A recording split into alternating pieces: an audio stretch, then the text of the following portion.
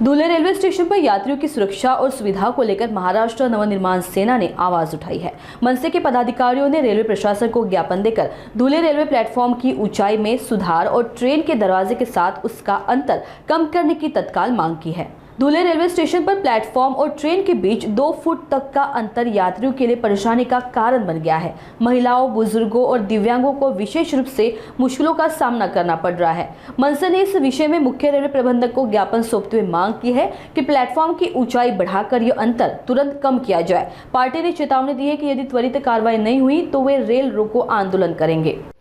आम्ही महाराष्ट्र नवनिर्माण सेना धुळे जिल्ह्याचे सर्व पदाधिकारी धुळे रेल्वे स्टेशन या ठिकाणी आम्ही निवेदन द्यायला आलेलो आहोत।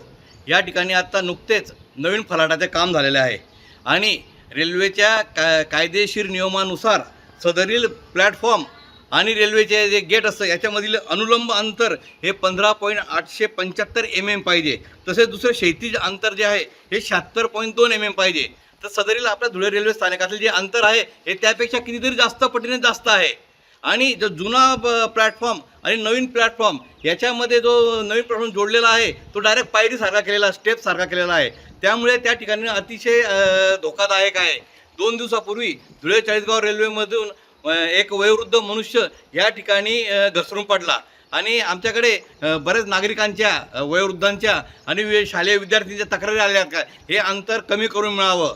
तर आम्ही रेल्वे प्रशासनाला आज निवेदन दिलेलं आहे आणि त्यांनी सांगितलेलं आहे की सदरील निवेदन आम्ही लगेच वरती पाठवणार।